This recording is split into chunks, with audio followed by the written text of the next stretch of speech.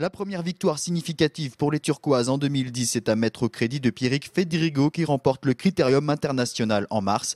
Cyril Gauthier s'impose ensuite sur la route à Delhi au mois d'avril. En juin, les B-Box signent un magnifique doublé sur leur terre à Chantonnay. Nicolas Vaugondi est sacré champion de France du contre-la-montre et Thomas Voeckler remporte le titre national en ligne. L'équipe de Jean-René Bernaudot reste sur cette belle dynamique sur les routes du Tour de France en juillet. Thomas Voeckler s'impose lors de la 15e étape entre Pamiers et Bagnères-de-Luchon. Le lendemain, Pierrick Fédrigo est le premier à franchir la ligne d'arrivée à Pau.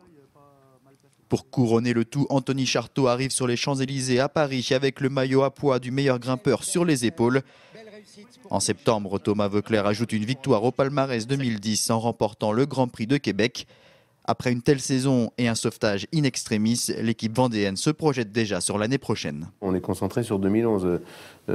Profiter de cette période fabuleuse, dure mais fabuleuse, pour se reconcentrer sur nos valeurs, sur ce qu'a fait la valeur de l'équipe, développer ce qu'on a commencé, ne pas changer, travailler sur cette ligne dure qui est fabriquer un label avec des coureurs qui sont issus d'une éthique et d'une éducation.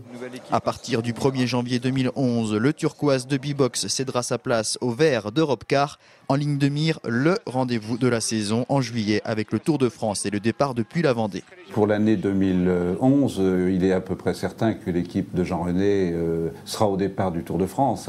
Ça paraîtrait un peu surprenant, mais je pense que les réformes qu'il va y avoir dès l'année prochaine, il n'y aura que 17 équipes Pro Tour, donc ça laisse quand même un peu de marge aux organisateurs du Tour de France pour inviter notamment des équipes comme celle de Jean-René, si jamais elles ne passaient pas Pro Tour dans les années à venir.